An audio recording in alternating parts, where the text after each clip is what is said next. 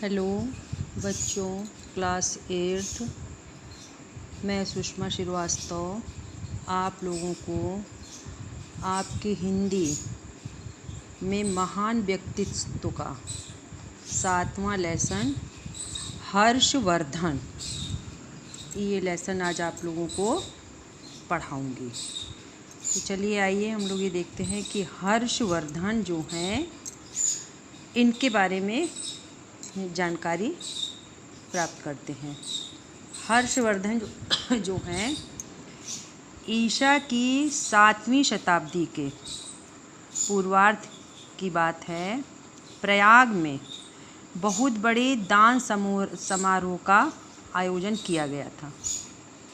संपूर्ण भारत से लोग दान दक्षिणा पाने के लिए एकत्र थे। तो राजा दान दक्षिणा की सभी वस्तुओं को, यहाँ तक कि राजकोष की संपूर्ण संपत्ति और अपने शरीर के समस्त आभूषणों को जब दान दे चुका तो एक व्यक्ति ऐसा रह गया जिसे देने के लिए उनके पास कुछ शेष नहीं था। तो दानार्थी बोला, राजन,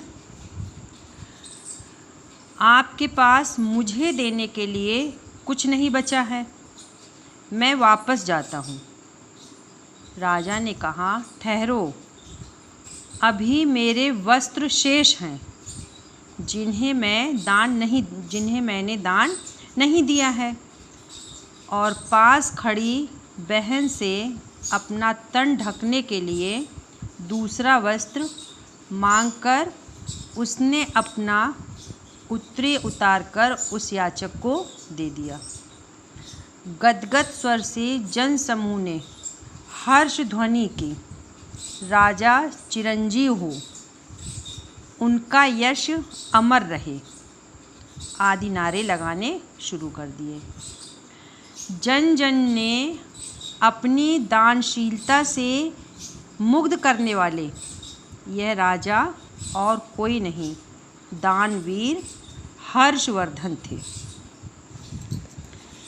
590 ईसा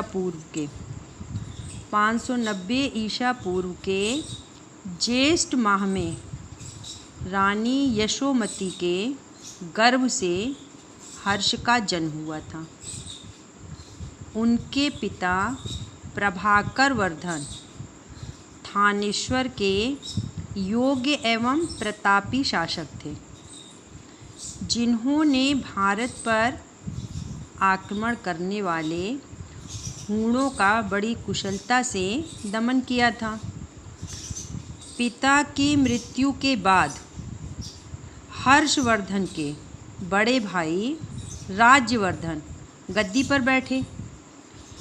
इसी बीच मालवा के राजा देवगुप्त ने हर्ष की छोटी बहन राजश्री के पति ग्रीवर्मा की हत्या कर दी।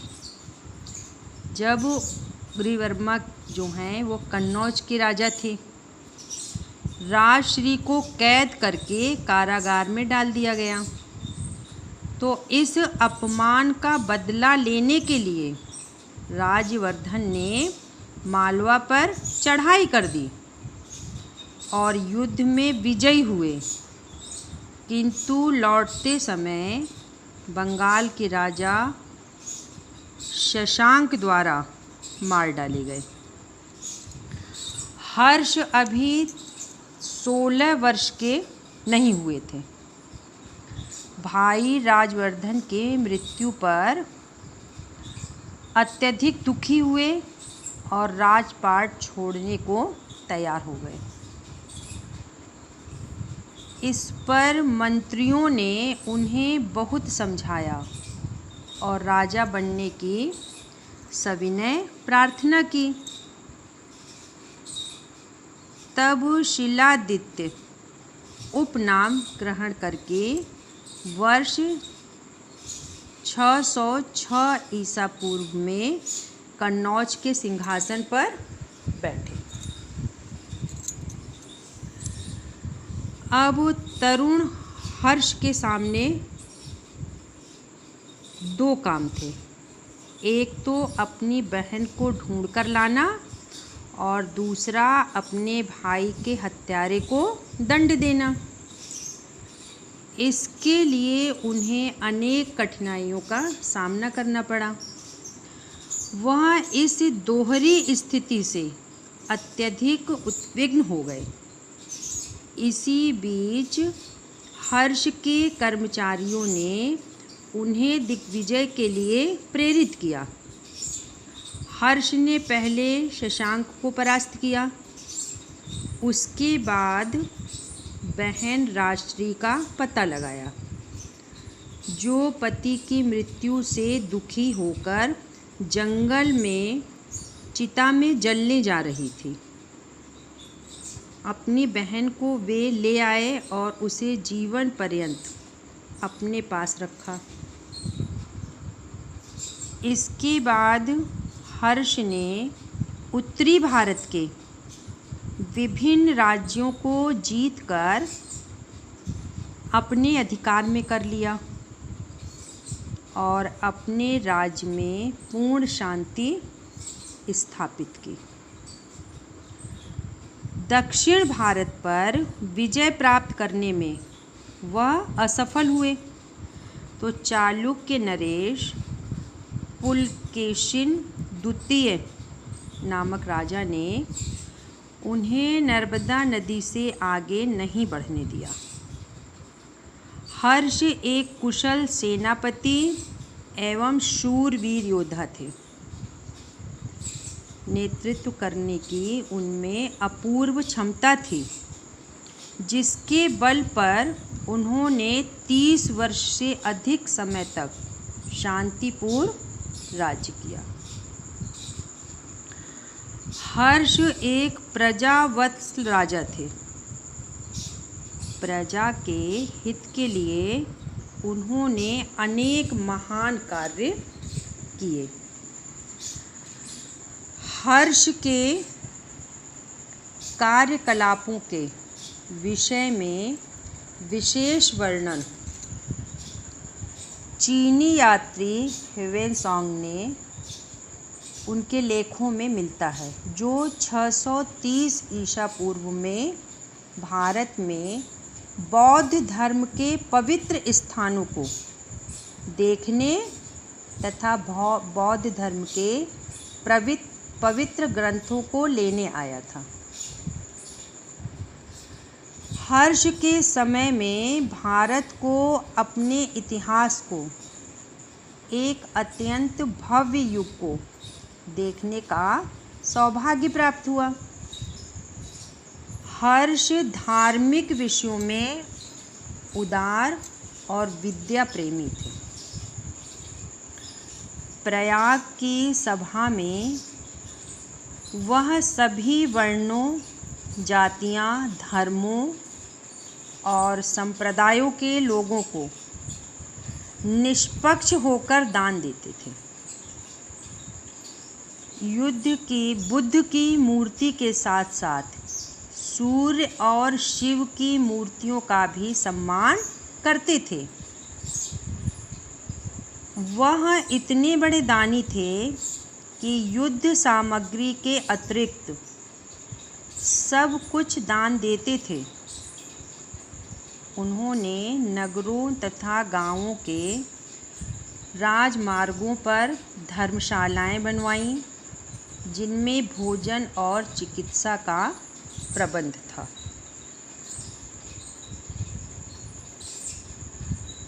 हर्ष स्वयं विद्वान होने के साथ साथ विद्वानों के आश्रयदाता भी थे।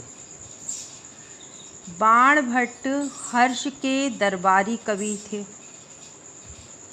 बाणभट्ट ने हर्ष के काव्य कौशल, ज्ञान और उनकी मौलिकता की भूरि प्रशंसा की है। हर्ष ने संस्कृत भाषा में रत्नावली, नागानंद और प्रियदर्शिका नामक नाटक लिखे। साथ ही एक व्याकरण ग्रंथ की भी रचना की। प्राचीन भारत की साहित्यिक समालोचना में हर्ष को उच्च श्रेणी का कवि माना जाता है। उक्त रचनाओं के अतिरिक्त कुछ अन्य निबंध हैं जिनकी रचना का श्रेय हर्ष को दिया जाता है। हर्ष सरकारी जमीन की आय का एक चतुर्थांश जो है वह विद्वानों को पुरस्कृत करने में और दूसरा चतुर्थांश विभिन्न संप्रदायों को दान देने में खर्च करते थे। विद्वान कवियों के अतिरिक्त अच्छे धर्म प्रचारक भी उनकी राजसभा की शोभा बढ़ाते थे।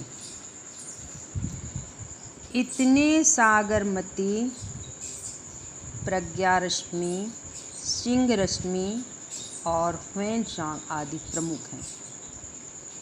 हर्ष की नीति अहिंसावादी थी।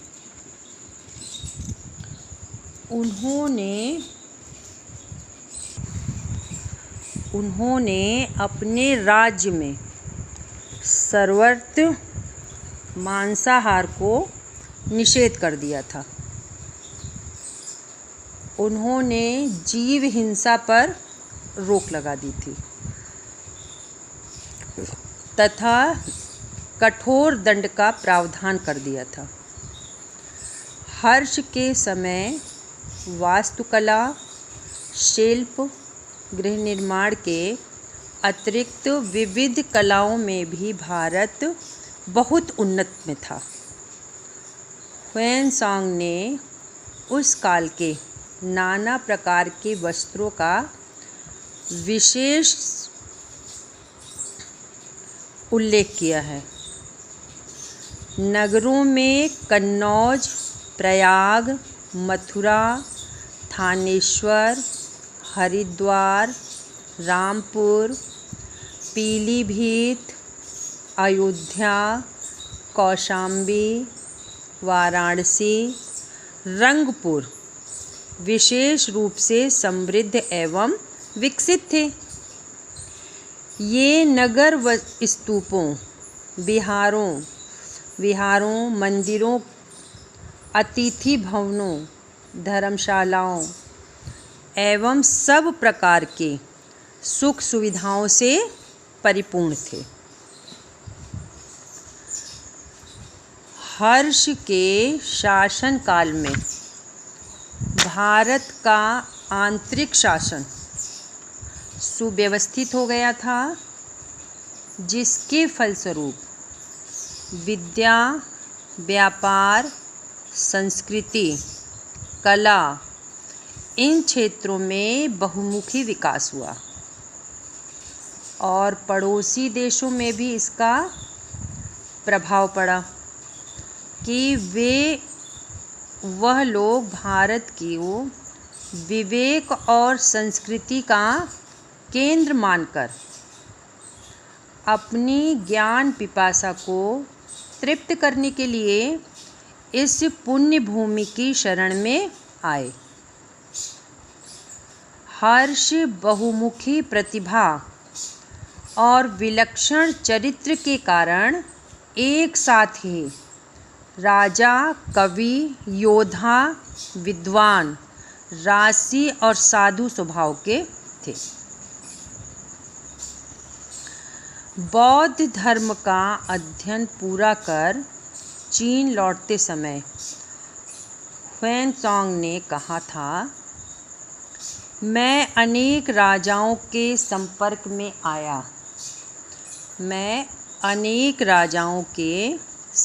में आया, किंतु हर्ष जैसा कोई नहीं। मैंने अनेक देशों में भ्रमण किया, किंतु भारत जैसा कोई देश नहीं।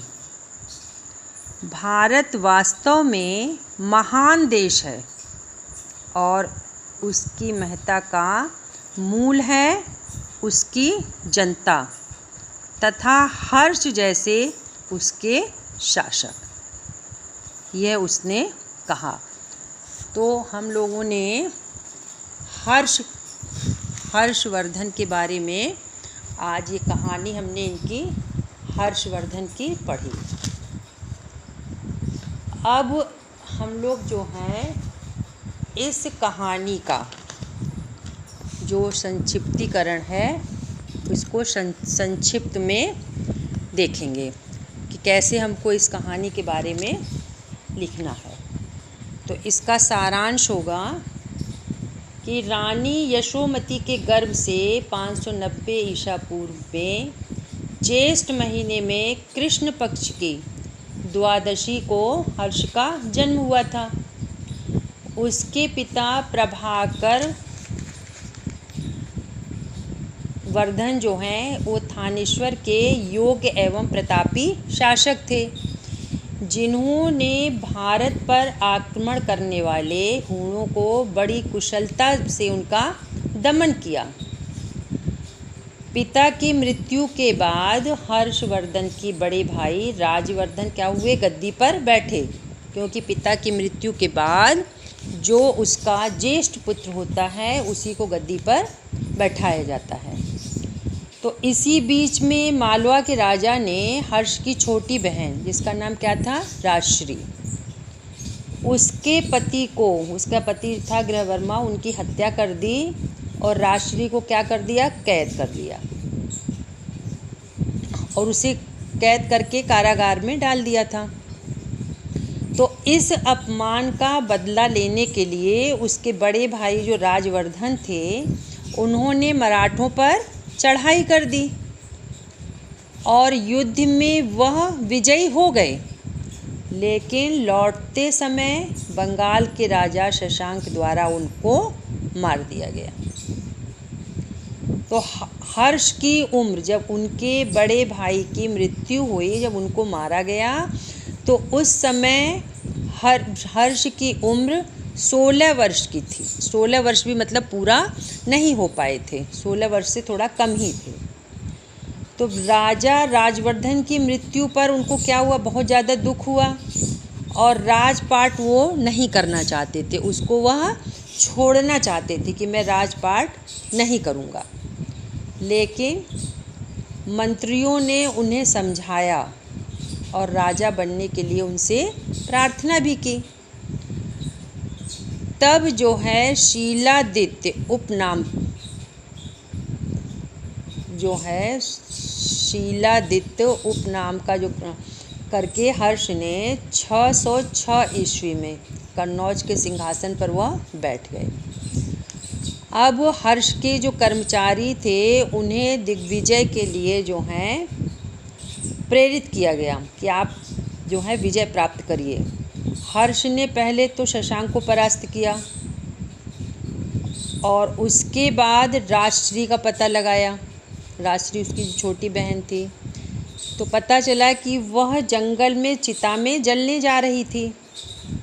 तो उसे जीवन पर्यंत वो वहाँ से लेकर आए और जीवन पर्यंत उन्होंने उसे अपने पास रखा। अपनी योग्यता के बल पर वह 40 वर्ष से अधिक समय तक उन्होंने शांति के साथ राज्य करने में वह सफल रहे। लेकिन हर्ष के समय में भारत को अपने इतिहास के एक अत्यंत महत्वपूर्ण युग को देखने का सौभाग्य प्राप्त हुआ। तो हर्ष जो थे वो धार्मिक विषयों में उदार और विद्या प्रेमी थे। शुरू से वह शैव, किंतु दिग्विजयों के उपरांत है उन्होंने अपनी, उसकी बहन जो राजश्री थी, ये बौद्ध धर्म को उन्होंने स्वीकार कर लिया। तो हर्ष ने संस्कृत भाषा में रत्नावली, नागानंद और प्रियदर्शिका नामक नाटक लिखे और साथ में उन्होंने एक व्याकरण ग्रंथ की भी रचना की। हर्ष जो हैं वह सरकारी ज़मीन के आय का एक भाग विद्वानों को पुरस्कार करने में और दूसरा भाग जो है संप्रदायों को दान देने में खर्च करते थे। अपने राज्य में सर्वत्र मांसाहार पर का जो था निषेध था, कोई भी उनके यहाँ मांस नहीं खाता था। और ह्वेनसांग ने उस काल में नाना प्रकार के वस्त्रों का विशेष उल्लेख किया है और हर्ष के लिए कहा है कि हर्ष बहुत उदार तथा दयालु प्रकृति का शासक था। वह एक साथ ही राजा, कवि, योद्धा और विद्वान, राजसी साधु स्वभाव के थे। उनके अंदर इतने गुण जो थे वह विद्वान थे। अब बौद्ध धर्म का अध्ययन पूरा करने पर जब पूरा अध्ययन उन्होंने पूरा कर लिया तो ह्वेनसांग ने जब वो चीन लौटा तो उसने लिखा, क्या लिखा था उसने? मैं अनेक राजाओं के संपर्क में आया किंतु हर्ष जैसा कोई नहीं मिला। मैंने अनेक देशों में भ्रमण किया किंतु भारत जैसा कोई देश नहीं। भारत वास्तव में महान देश है और उसकी महत्ता का मूल है।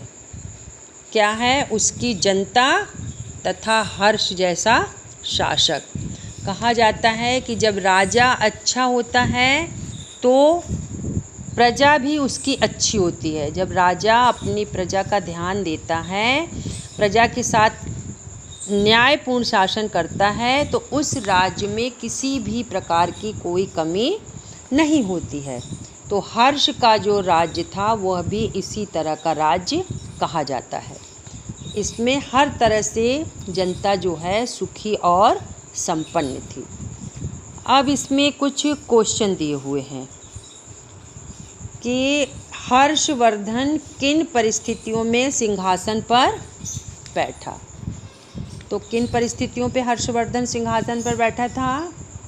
हर्षवर्धन अपने भाई राजवर्धन की मृत्यु पर अत्यधिक दुखी हुआ और राजपाट छोड़ने को तैयार हो गया, लेकिन मंत्रियों के समझाने पर राजा शिलादित्य उपनाम ग्रहण करके हर्ष 606 ईस्वी में कन्नौज के सिंहासन पर बैठा।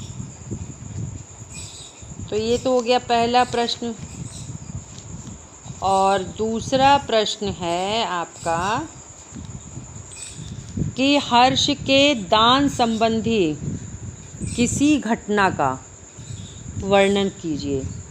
तो इससे पहले हमने घटना पढ़ी थी कि एक बार राजा हर्षवर्धन दान दक्षिणा के सभी वस्तुओं को, यहाँ तक कि राजकोष की संपूर्ण संपत्ति और अपने शरीर के समस्त आभूषण को पंडितों व विद्वानों को जब दान दे चुके तो एक व्यक्ति ऐसा रह गया जिसे देने के लिए उनके पास कुछ भी नहीं बचा। तो दानार्थी बोला, राजन, आपके पास मुझे देने के लिए कुछ नहीं बचा, मैं वापस जाता हूँ। तो राजा ने क्या कहा? ठहरो, अभी मेरे वस्त्र शेष हैं जिन्हें मैंने दान नहीं दिया है। और पास खड़ी बहन से अपना तन ढकने के लिए दूसरा वस्त्र मांगकर उसने अपने वस्त्र उतारकर उस याचक को दे दिए। और अब तीसरा प्रश्न है आपका, हर्षकालीन भारत का वर्णन कीजिए। तो हर्षकालीन भारत के वर्णन में ये कहा जाएगा कि हर्ष के समय में हर्ष के समय में भारत को अपने इतिहास के एक अत्यंत भव्य युग को देखने का सौभाग्य प्राप्त हुआ। और चौथा है, ह्वेनसांग ने हर्ष की प्रशंसा में क्या कहा? तो उसने हर्ष की प्रशंसा में कहा कि अनेक राजाओं के संपर्क में मैं आया। मैं अनेक राजाओं के संपर्क में आया, किंतु हर्ष जैसा कोई नहीं। मैंने अनेक देशों में भ्रमण किया। मैंने अनेक देशों में भ्रमण किया, किंतु भारत जैसा कोई देश नहीं। भारत वास्तव में महान देश है और उसकी महत्ता का मूल है उसकी जनता तथा हर्ष जैसे उसके शासक। ये उसने हर्ष के लिए कहा। फिर 5वां प्रश्न है, कैसे पता चलता है कि हर्ष की नीति अहिंसावादी थी? कैसे पता चलता है कि हर्ष की नीति अहिंसावादी थी? तो इसमें हर्षवर्धन ने अपने राज्य में सर्वत्र मांसाहार का निषेध कर दिया था। उन्होंने जीव हिंसा पर रोक लगा दी थी तथा आदेश के उल्लंघन करने पर कठोर दंड का प्रावधान किया था।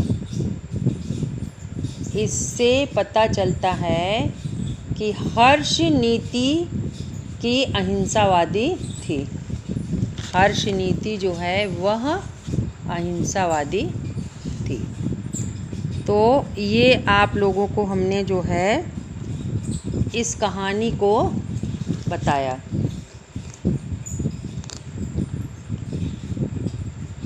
हर्षवर्धन जो हैं इसके बारे में आप लोगों को बताया। अब जो है आप लोगों का हिंदी में जो बता देते थे क्वेश्चन आंसर, तो 7वें पार्ट का क्वेश्चन आंसर आपका क्या था? जूलिया। तो अब इसको बता देते हैं कि रूस की मुद्रा रूबल है, बांग्लादेश, चीन, अमेरिका, जापान की मुद्रा और पाकिस्तान की मुद्रा के बारे में बताइए। तो बांग्लादेश की मुद्रा को टका कहते हैं, चीन की मुद्रा को युआन, अमेरिका की मुद्रा को डॉलर, जापान की मुद्रा को येन और पाकिस्तान में रुपया। फिर है, इससे पहले मैंने जहाँ काम किया उन लोगों ने मुझे 1 पैसा नहीं दिया। ये जूलिया वाला लेसन है आपका। 1 पैसा तक नहीं दिया। आप कुछ तो दे रहे हैं। इस वाक्य के भाव के आधार पर बताइए कि जूलिया ने किस किस तरह के लोगों के बीच गवर्नेंस का काम किया। तो इसमें उत्तर में है कि जूलिया की बातों से यह पता चलता है कि उसने पहले जिन लोगों के घर गवर्नेंस का काम किया था वे अच्छे लोग नहीं थे, क्योंकि काम कराकर किसी को भी पारिश्रमिक वेतन न देना बहुत बुरी बात है और बहुत बड़ी बेईमानी। फिर दूसरा है, यदि इन लोगों के जगह आप होते तो जूलिया को पैसे देते अथवा नहीं, क्यों? अब इसका आंसर है, यदि कुछ लोगों की जगह मैं होता तो जूलिया को उसका वेतन समय पर दे देता, क्योंकि किसी से काम करवाकर उसे वेतन न देना बेईमानी और पाप कहा जाता है। फिर था, यदि आप जूलिया के स्थान पर होते तो ऐसे लोगों से कैसा व्यवहार करते। तो इसका उत्तर है, यदि मैं जूलिया की जगह होता तो ऐसे लोगों के खिलाफ थाने में रिपोर्ट लिखवाता तथा उनके पड़ोसियों को बताता और उनका वेतन ज़रूर दिलवाता। फिर है, गृहस्वामी ने 19 नागे किस प्रकार गिनाए और इसके लिए कितने रूबल की कटौती की। तो इसका आंसर है 9 इतवार, 3 छुट्टियाँ, 4 दिन लड़का बीमार और 3 दिन दांतों में दर्द। इस प्रकार 12 और 7 19 नागे के लिए गृहस्वामी ने 19 रूबल की कटौती की। फिर है, गृहस्वामी के अनुसार जूलिया के कारण क्या क्या नुकसान हुआ। आंसर, गृहस्वामी के अनुसार जूलिया ने चाय की प्लेट और प्याली तोड़ी थी। जूलिया की लापरवाही से लड़के की जैकेट फट गई। नौकरानी नए जूते चुराकर ले गई। फिर है, गृहस्वामी ने अंत में 27 रूबल किस आधार पर काट लिए थे। फिर इसका आंसर है कि 10 जनवरी को मालिक ने 10 रूबल दिए थे।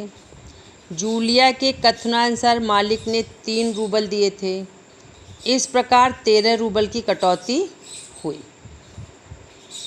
फिर चौथा है, गृहस्वामी को अंत में जूलिया पर गुस्सा क्यों आया और उसने जूलिया को क्या समझाया।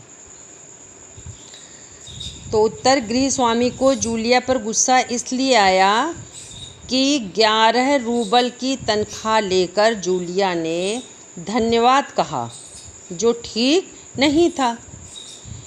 मालिक ने जूलिया को समझाया कि अन्याय का विरोध करना चाहिए।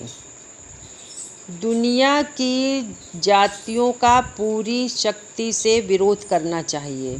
संसार में कमज़ोर के लिए कोई स्थान नहीं है।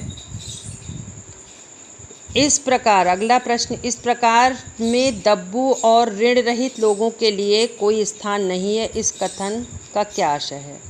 तो इसका आंसर है, दुनिया में कमज़ोर, डरपोक और सीधे साधे व्यक्तियों को परेशान किया जाता है और उनका शोषण किया जाता है। उनको परेशान किया जाता है और उनका शोषण किया जाता है। फिर है, एकांकी के कौन से संवाद आपको सबसे अच्छे लगते हैं। तो आंसर, जिन संवादों में मालिक द्वारा जूलिया को यह समझाया गया कि अन्याय का विरोध करना चाहिए, वह संवाद सबसे अच्छा लगता है। फिर पाठ में अनेक जगहों पर अंग्रेजी तथा अरबी फारसी के शब्द आए हैं, जैसे गवर्नेंस, तनख्वाह। इसी प्रकार अन्य शब्दों को छांटिए। तो अन्य शब्द पहले अंग्रेजी के देखिए, गवर्नेंस, सोफ़ा, नोट, जनवरी, प्लेट और डायरी। और अरबी में खुद, तनख्वाह, ख्याल, ज़रूरत, इतवार, मगर, खैर, मुश्किल, बावजूद, साफ, मजाक, जेब, खामोश, कीमती, नुकसान, नज़र, लापरवाही, यकीन, जातियाँ, ये अरबी के शब्द हैं। फिर ऋण सहित का अर्थ ऋण से हीन, इसका विपरीत अर्थ होगा। तो ऋण युक्त इसी प्रकार है। तो निम्नलिखित शब्दों में रहित युग लगाकर शब्द बनाइए, जैसे ऋण रहित, ऋण युक्त। तो प्राण, प्राण में रहित लगाएंगे तो क्या होगा, प्राण रहित, और युक्त लगा देंगे तो प्राण युक्त। धन में लगाएंगे तो धन रहित और धन युक्त। धन रहित का मतलब कि धन नहीं है और धन युक्त का मतलब धन है। बल, तो बल में हो जाएगा बल रहित और बल युक्त। यश, यश रहित यश युक्त। फिर निम्नलिखित शब्दों के विपरीत शब्द लिखिए। अन्याय, अन्याय का क्या होगा? न्याय, और न्याय का विपरीत अन्याय, अन्याय का विपरीत न्याय। क्रूर, दयालु, और दयालु का हो जाएगा विपरीत क्रूर। मूर्ख, मूर्ख का विपरीत बुद्धिमान, और बुद्धिमान का विपरीत मूर्ख। दुर्बल, दुर्बल का विलोम बलवान, और बलवान का विलोम दुर्बल। करुणा, करुणा का कठोर, और कठोर का करुणा। तो ये आपका, इसका भी हमने करवा दिया क्वेश्चन आंसर। और इस पाठ में आपको हर्षवर्धन इसके बारे में बता दिया, इसकी कहानी बता दी, और इसका क्वेश्चन आंसर आपको करवा दिया। अब इसके आपको रोज़ बताते हैं कि जो इस कहानी का संक्षिप्त, इसका जो कहानी का सारांश बताया है, उसी सारांश को आप अपनी सुलेख की कॉपी में लिखेंगी। प्रतिदिन जिस दिन हम पढ़ा रहे हैं वो मेरे पास भी डेट है, उसी तारीख को, उसी दिनांक को आपकी कॉपी में इसका हमको सारांश सुलेख के रूप में लिखा हुआ मिलना चाहिए। इस बात को आप लोग विशेष रूप से ध्यान दीजिएगा।